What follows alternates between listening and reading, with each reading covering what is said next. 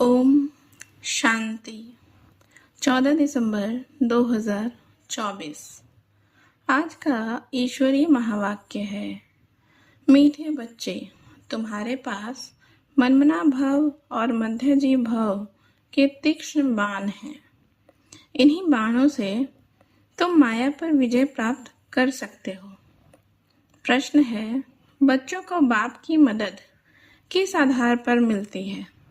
बच्चे बाप की शुक्रिया किस रूप से मानते हैं? उत्तर है, जो बच्चे जितना बाप को प्यार से याद करते उतना बाप की मदद मिलती है।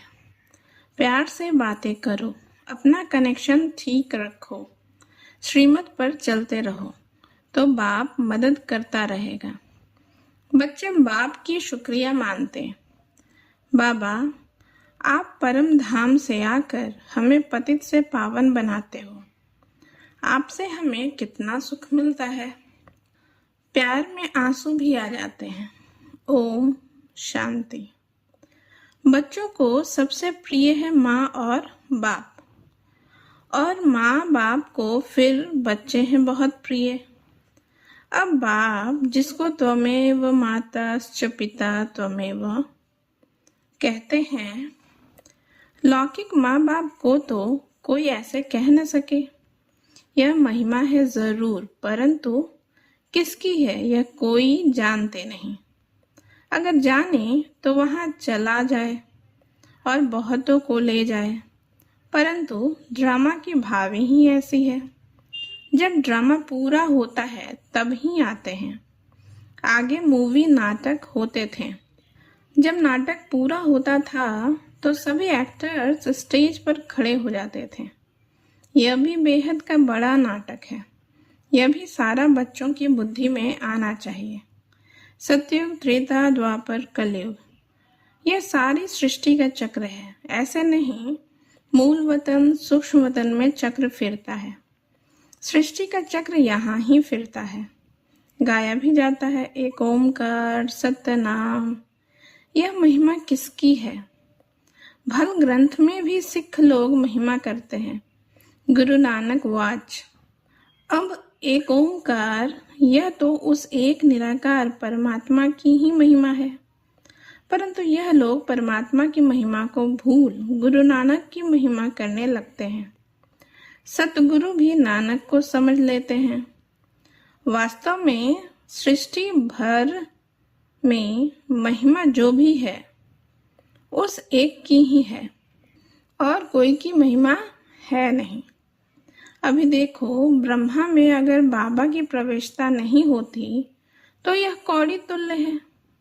अभी तुम कौड़ी तुल्य से हीरे तुल्य बनते हो परमपिता परमात्मा द्वारा। अब है पतित दुनिया, ब्रह्मा की रात्रि। पतित दुनिया में जब बाप आए हैं और जो उनको पहचान लेते हैं वह उन पर कुर्बान जाते हैं। आज की दुनिया में तो बच्चे भी धुंधकारी बन पड़ते हैं। देवताएं कितने अच्छे थे, अभी वह पुनर्जन्म लेते लेते तमो प्रधान बन गए हैं। सन्यासी भी पहले बहुत अच्छे थे, पवित्र थे, भारत को मदद देते थे। भारत में अगर पवित्रता न हो तो काम चिता पर जल जाए। सतयुग में काम कटारी होती नहीं। इस कलयुग में सब काम चिता के कांटों पर बैठे हुए हैं। सतयुग में तो ऐसे नहीं कहेंगे। वहां यह पॉइजन होता नहीं। कहते हैं ना, अमृत छोड़ विष काहे को खाए। विकारी को ही पतित कहा जाता है। आजकल मनुष्य तो देखो 10-12 बच्चे पैदा करते रहते हैं। कोई कायदा ही नहीं रहा है। सतयुग में जब बच्चा पैदा होता है तो पहले से ही साक्षात्कार होता है। शरीर छोड़ने के पहले भी साक्षात्कार होता है कि हम यह शरीर छोड़ जाकर बच्चा बनूंगा, और एक बच्चा ही होता है, जास्ती नहीं। लौ मुजीब चलता है। वृद्धि तो होनी है जरूर, परंतु वहां विकार होता नहीं। बहुत पूछते हैं तब वहां पैदाइश कैसे होती है? बोलना चाहिए वहाँ योग बल से सब काम होता है। योग बल से ही हम सृष्टि की राजाई लेते हैं। बाहुबल से सृष्टि की राजाई नहीं मिल सकती है। बाबा ने समझाया है, अगर क्रिश्चियन लोग आपस में मिल जाएं तो सारी सृष्टि का राज्य ले सकते हैं, परंतु आपस में मिलेंगे नहीं, लॉ नहीं कहता है। इसलिए दो बिल्ले आपस में लड़ते हैं तो माखन तुम बच्चों को मिल जाता है। श्री कृष्ण के मुख में माखन दिखाया है। यह सृष्टि रूपी माखन है। बेहद का बाप कहते हैं, यह योग बल की लड़ाई शास्त्रों में गाई हुई है, बाहुबल की नहीं।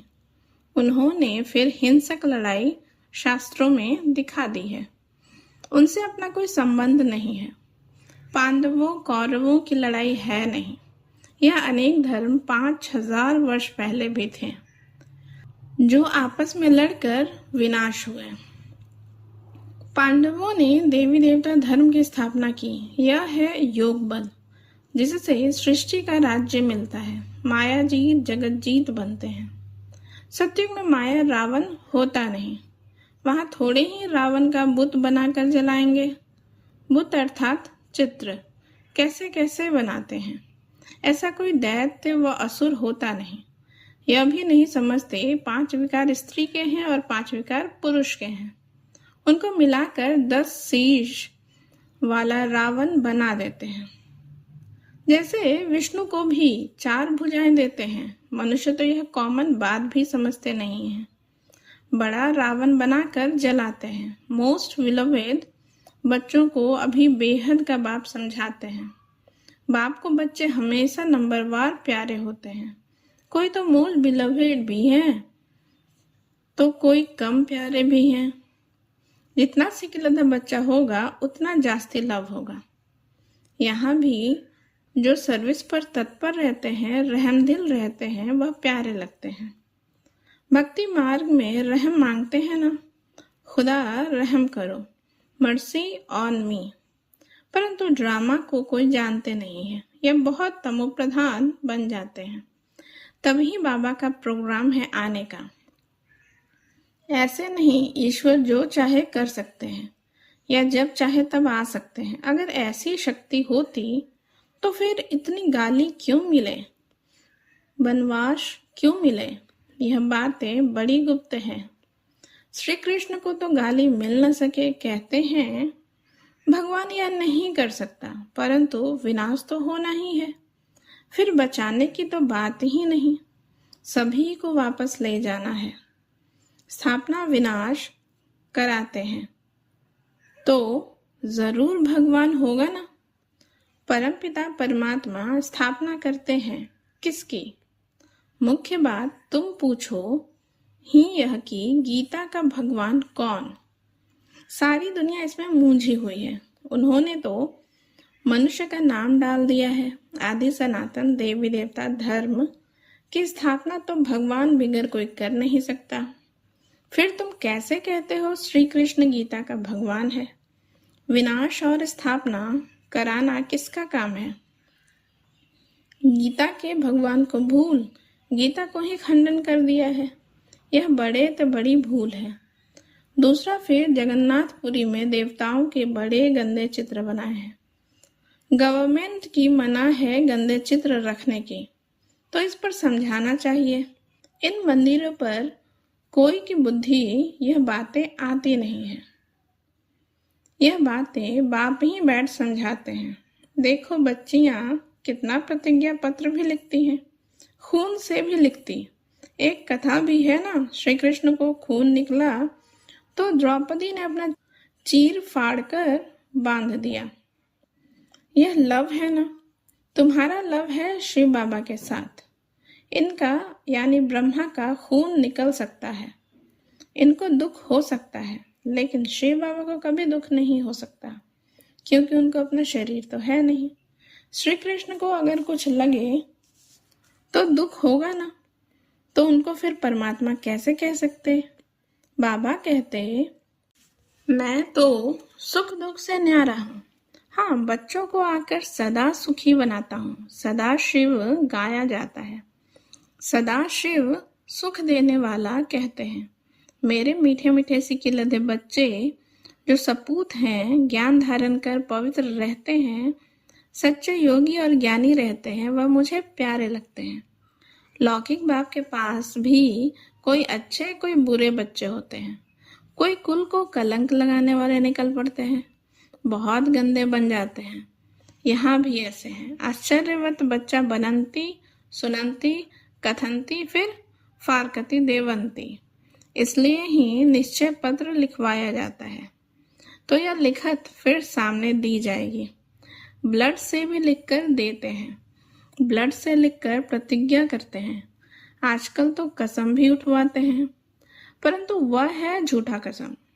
ईश्वर को हाजिर नाजिर जानना अर्थात यह भी ईश्वर है, मैं भी ईश्वर, कसम उठाता हूँ। बाप कहते हैं अभी तुम प्रैक्टिकल में हाजिर नाजिर जानते हो। बाबा इन आंखों रूपी खिड़कियों से देखते हैं। यह पराया शरीर है, लोन पर लिया है। बाबा किराएदार है। मकान को काम में लाया जाता है ना, तो बाबा कहते हैं मैं यह तन काम में लाता हूँ। बाबा इन खिड़कियों से देखते हैं, हाजिर नाजिर है। आत्मा जरूर ऑर्गन से ही काम लेगी ना। मैं आया हूँ तो जरूर सुनाऊंगा ना। ऑर्गन्स यूज करते हैं तो जरूर किराया भी देना पड़ेगा। तुम बच्चे इस समय नर्क को स्वर्ग बनाने वाले हो। तुम रोशनी देने वाले, जागृत करने वाले हो। और तो सब कुंभकर्ण की नींद में सोए पड़े हैं। तुम माताएं जगाती हो, स्वर्ग का मालिक बनाती हो। इसमें मेजॉरिटी माताओं की है, इसलिए वंदे मातरम गाया जाता है। भीष्म पितामह आदि को भी तुमने ही बाण मारे हैं। मनमना भव मध्याजी भव का बाण कितना सहज है। इन्हीं बाणों से तुम माया पर भी जीत पा लेते हो। तुम्हें एक बाप की याद, एक की श्रीमत पर ही चलना है। बाप तुम्हें ऐसे श्रेष्ठ कर्म सिखलाते हैं जो 21 जन्म कभी कर्म कूटने की दरकार ही न पड़े। तुम एवर हेल्दी एवर वेल्दी बनते हो। अनेक बार तुम स्वर्ग के मालिक बने हो, राज्य लिया और फिर गंवाया है। तुम ब्राह्मण कुल भूषण ही हीरो हीरोइन का पार्ट बजाते हो। ड्रामा में सबसे ऊंच पार्ट तुम बच्चों का है। तो ऐसे ऊंच बनाने वाले बाप के साथ बहुत लव चाहिए। बाबा आप कमाल करते हो, न मन न चित्त। हमको थोड़ी ही पता है, हम सो नारायण थे। बाबा कहते हैं तुम सो नारायण अथवा सो लक्ष्मी देवी देवता थे, फिर पुनर्जन्म लेते लेते असुर बन गए हो।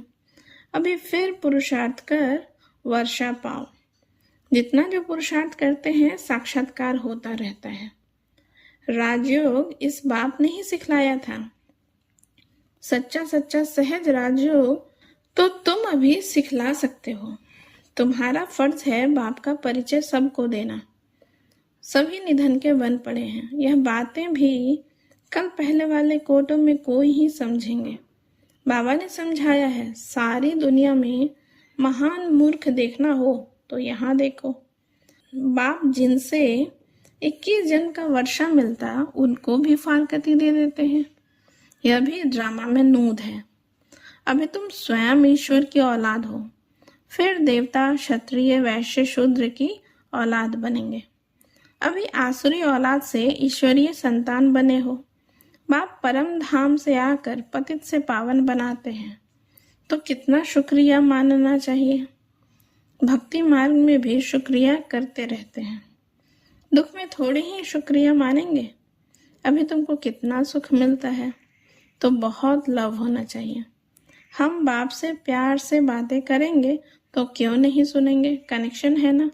रात को उठकर बाबा से बातें करनी चाहिए। बाबा अपना अनुभव बतलाते रहते हैं। मैं बहुत याद करता हूँ। बाबा की याद में आंसू भी आ जाते हैं। हम क्या थे, बाबा ने क्या बना दिया है। तत्वम तुम भी वह बनते हो। योग में रहने वाले को बाबा मदद भी देते हैं। आप ही आँख खुल जाएगी, खटिया हिल जाएगी। बाबा बहुतों को उठाते हैं। बेहद का बाप कितना रहम करते हैं। तुम यहाँ क्यों आए हो? कहते हो बाबा भविष्य में श्री नारायण को वर्णने की शिक्षा पाने आए हैं। अथवा लक्ष्मी को वरने लिए यह इम्तिहान पास कर रहे हो। कितना वंडरफुल स्कूल है, कितनी वंडरफुल बातें हैं। बड़े ते बड़ी यूनिवर्सिटी है, परंतु गॉडली यूनिवर्सिटी नाम रखने नहीं देते हैं। एक दिन जरूर मानेंगे, आते रहेंगे, कहेंगे बरोबर कितनी बड़ी यूनिवर्सिटी है। बाबा तो अपने नैनों पर बिठाकर तुमको पढ़ाते हैं, कहते हैं तुमको स्वर्ग में पहुंचा देंगे। तो ऐसे बाप से कितनी बातें करनी चाहिए। फिर बाबा बहुत मदद करेंगे। जिनके गले घुटे हुए हैं उनका ताला खोल देंगे। रात को याद करने में बहुत मजा आएगा। बाबा अपना अनुभव बतलाते हैं, मैं कैसी बातें करता हूँ अमृत वेले। बाप बच्चों को समझाते हैं, समझदार रहना, कुल को कलंकित नहीं करना, 5 विकार दान में दे, फिर वापस नहीं लेना है। अच्छा, मीठे मीठे सिकिलधे बच्चों प्रति माता पिता बाप दादा का याद प्यारा गुड मॉर्निंग। रूहानी बाप की रूहानी बच्चों को नमस्ते। हम रूहानी बच्चों का रूहानी माता पिता बाप दादा को भी याद प्यार गुड मॉर्निंग, नमस्ते नमस्ते नमस्ते। थैंक यू बाबा, शुक्रिया बाबा। धारणा के लिए मुख्य सार है, पहला नंबर, बाप का प्रिय बनने के लिए रहम दिल बन सर्विस पर तत्पर रहना है। सपूत आज्ञाकारी बन सच्चा योगी व ज्ञानी बनना है। दूसरा नंबर, अमृत वेले उठ बाप से बहुत मीठी मीठी बातें करनी है। बाप का शुक्रिया मानना है। बाप की मदद का अनुभव करने के लिए मोस्ट बिलवेड बाप को बड़े प्यार से याद करना है। वरदान है, सदा उमंग उत्साह में रह, मन से खुशी के गीत गाने वाले अविनाशी खुशनसीब भव। इसका विस्तार है, आप खुशनसीब बच्चे अविनाशी विधि से अविनाशी सिद्धियां प्राप्त करते हो। आपके मन से सदा वाह वाह की खुशी के गीत बजते रहते हैं। वाह बाबा, वाह तकदीर, वाह मीठा परिवार, वाह श्रेष्ठ संगम का सुहावना समय। हर कर्म वाह वाह है, इसलिए आप अविनाशी खुशनसीब हो। आपके मन में कभी वाय, हाय, क्यों मैं नहीं आ सकता। वाय के बजाय वाह वाह और आई के बजाय बाबा बाबा शब्द ही आता है। स्लोगन है, जो संकल्प करते हो उसे अविनाशी गवर्नमेंट की स्टैंप लगा दो तो अटल रहेंगे। ओम शांति।